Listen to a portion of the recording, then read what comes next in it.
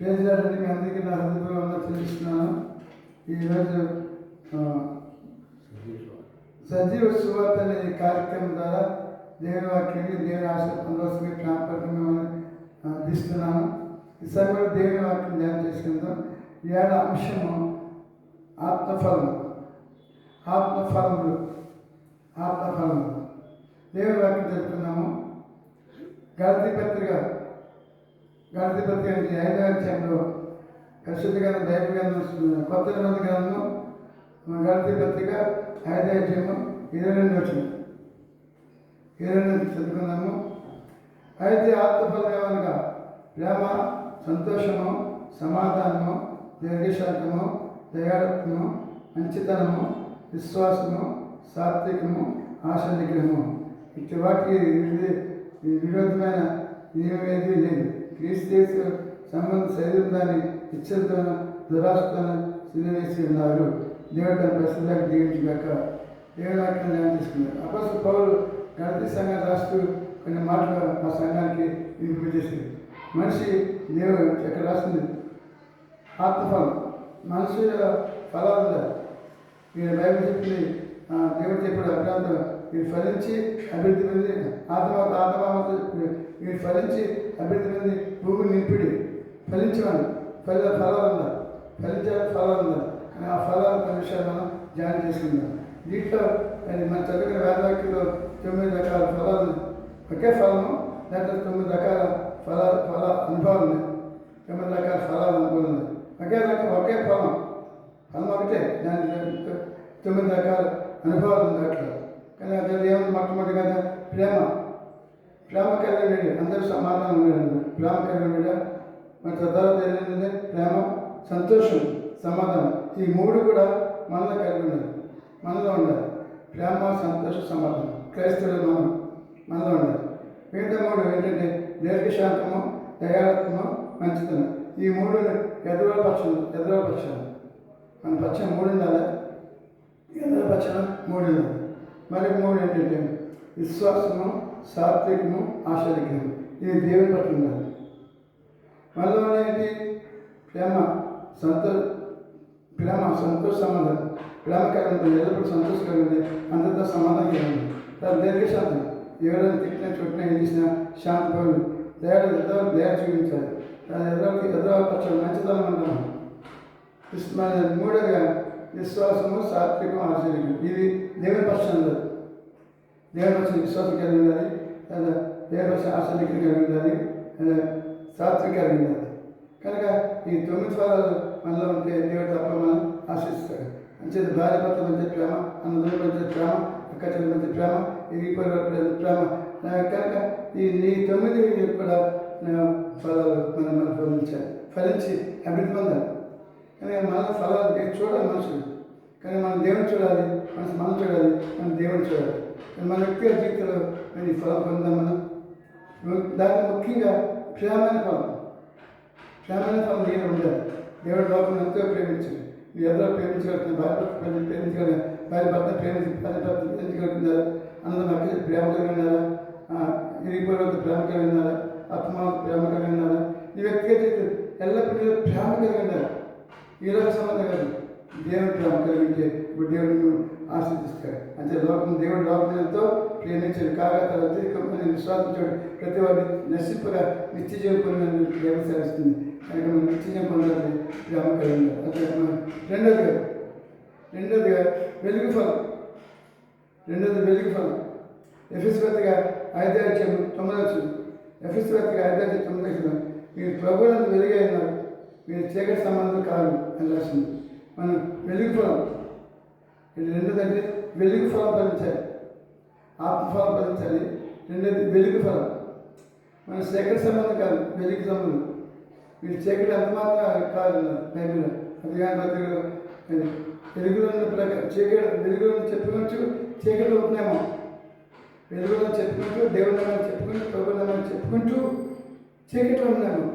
చీకటి సంబంధం కాదు.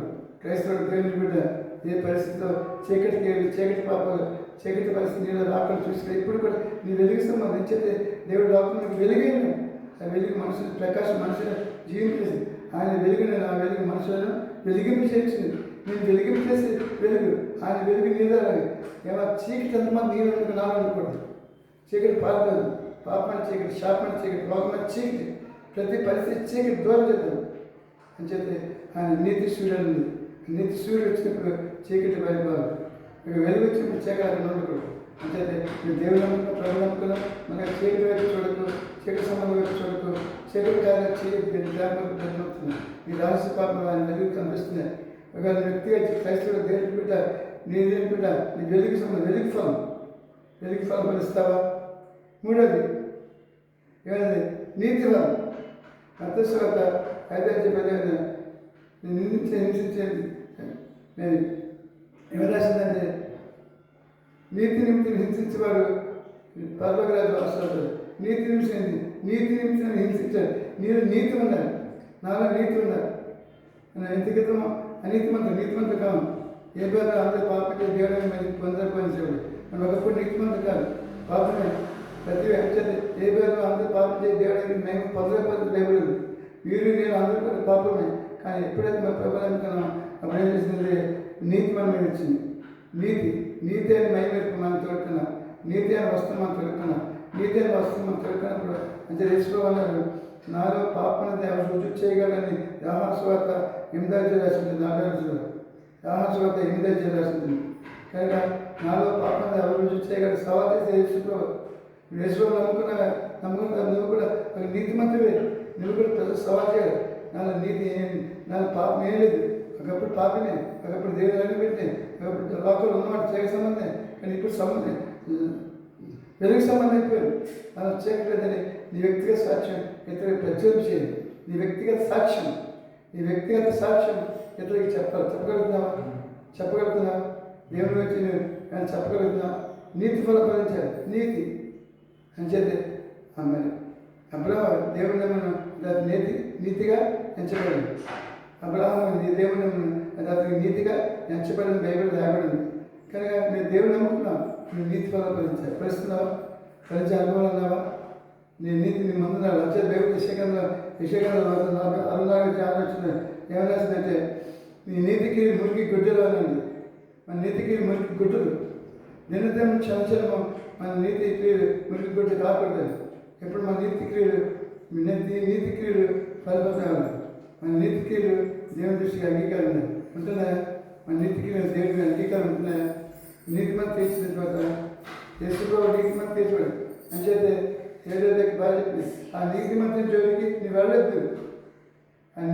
నీతి మంత్రి జోలికి నువ్వు వెళ్ళొద్దని రాజుగారి భార్య యేసుప్రభు గురించి రాసిచ్చాడు. సాక్షి చెప్పింది. నీ గురించి ఎంతమంది సాక్షి చెప్పగలుగుతున్నారు? నువ్వు నీతి పడగలుగుతావా?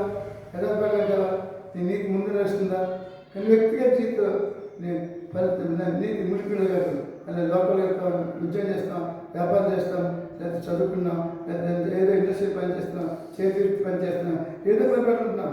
కానీ నేను లోపలికి వెళ్ళిన తర్వాత మళ్ళీ తిరిగి ప్రభువులో నువ్వు ఉన్నప్పుడు తిరిగి నీకు పాపం అంటుకుంటారు. అంటుకుని ప్రయత్నం చేస్తుంది. ఎట్టి పరిస్థితుల్లో క్రైస్తవుడు దేవునికి బిడ్డ, ప్రభువునికి బిడ్డ, క్రిస్టియన్ క్రైస్తవుడు నిజ క్రైస్తవుడు ఎదిగినావు. మన వ్యక్తిగత జీవిత ప్రభావం నువ్వు నాకు కావాలి. అయ్యా నా నీతిని కాపాడు, నా భక్తిని కాపాడు. నీ భక్తి నీకు ధైర్యం పుట్టించదన్నది. కానీ మన భక్తి మనకు ధైర్యం పుట్టించాలి. కష్టాలు, బాధలు, సమస్యలు, రోగాలు, పాపాలు, శాపాలు, ప్రతి విషయంలో కూడా మన నీతి మనం ఫలింపజేయాలి. ఫలించబడదా? నీతి వల్ల ఫలిస్తావా? కానీ నీతి వల్ల కనుక మన వ్యక్తిగా జీవితంలో అంచేత 4వ మరొకటి 2వ అధ్యాయంలో 1:10 నుంచి 2వ అధ్యాయంలో 5:20 నుంచి 23 వరకు ఎలీషా వెంబడించాడు. ఎలీషా వెంబడించాడు. ప్రవర్తన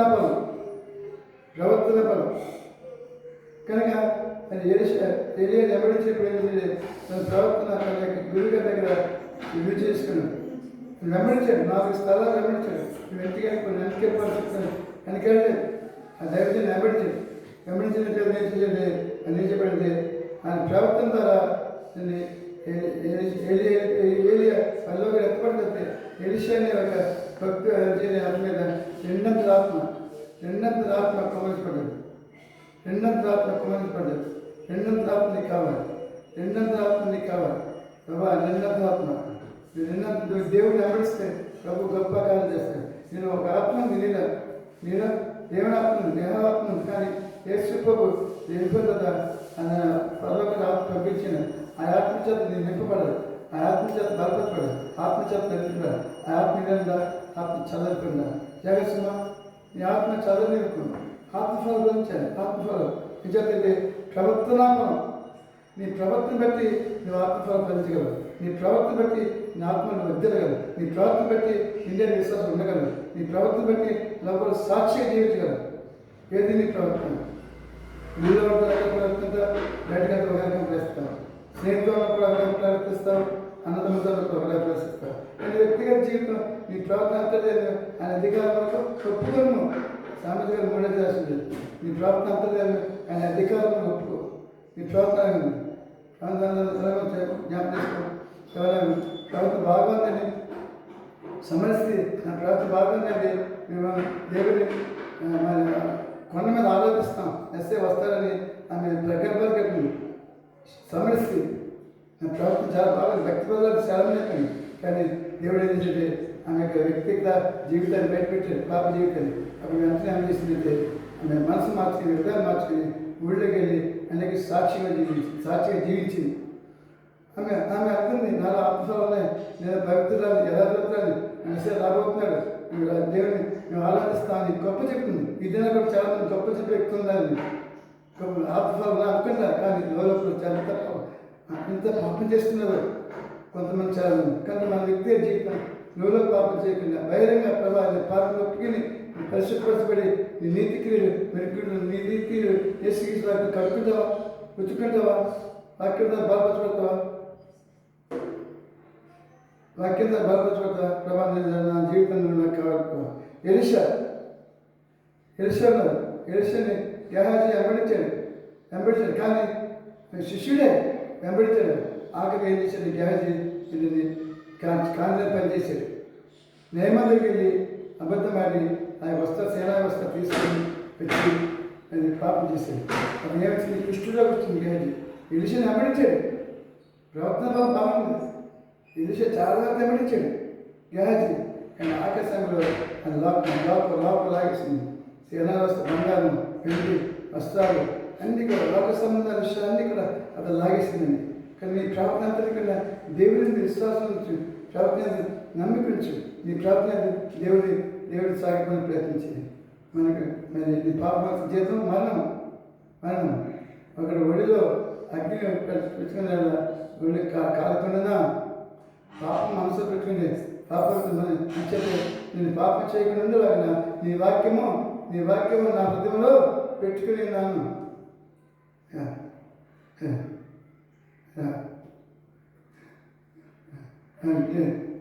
గమనించండి, నేను ప్రభా నా జీవితంలో నువ్వు నాకు కావాలి అడుగుతావా? గెహాజీ ఒళ్ళో ఉందే పాపం ఉంది. పైకాలు పిలుచుకున్న ఎలిషా శిష్యుడిగా చలామణి అయిపోయాడు. అదేం చేస్తే డబ్బుగా ఆశించి, బంగారు ఆశించి తెచ్చి ఇంట్లో పెట్టుకున్నాడు. అలాగే నేను నా హృదయం పాపం లక్ష్యం చేసిన దేవుడు నా మన ఆలకించాలన్నాడు. పాపం లక్ష్యం చేయదు, పాపం ఎదురు పెట్టుకోదు. హృదయశుద్ధిగా దేవుని చూసింది అంటే యేసుక్రీస్తు రక్తం ప్రతి ఒక్క పాపం కంటే మన పవిత్రంగా చేయని భయపడింది. అంటే మధ్యాహ్న వాటర్ చేయాలి 5 యేసుక్రీస్తు రక్తం ప్రతి పాపని కడిగి మనం పవిత్రంగా చేయండి. యేసు మీ వరకు నాకు రక్తం చెందించారు, పాప క్షమాపణ చేశారు అని నమ్మకం పైన మనం వేసినాము. ఆయన ఈ లోకంలో వచ్చి నీ కొరకు నా కొరకు వచ్చి శిలువ రక్తం కాచి చనిపోయి సమాచారపడి తిరిగి వచ్చాడు, తిరిగి రాబోతున్నాడు. క్రైస్తవు కూడా దేవుడి కూడా నీ ప్రభు నమ్మకం కదా నీ వ్యక్తిగా చేసి ప్రభు సమర్పించుక ప్రభు నిలిచిండు. దేవుడు రాబోతుంది, దేవుడు రాకడా నిందే విశ్వాసం ఉండాలని నేను ప్రేమను బయటపడుతూ నేను నా మాటలు ముగిస్తున్నా. సోదరు నీ మాటలు నీ జీవితం మార్చుకుని ఉంటే ప్రభావి పాపో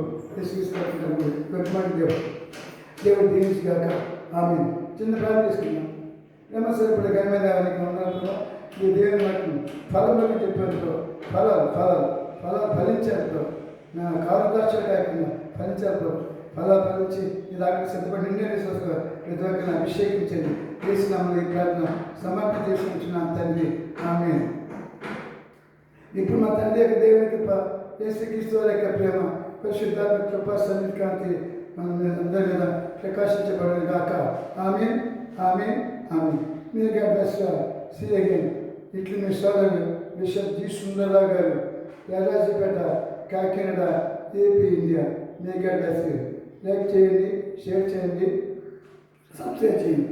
లైక్ చేయండి, షేర్ చేయండి, సబ్స్క్రైబ్ చేయండి. మళ్ళీ కొన్ని వీడియోలు మీద కలుసుకుంటాను. మీ గాడ్ బ్లెస్ యు. ఆమేన్.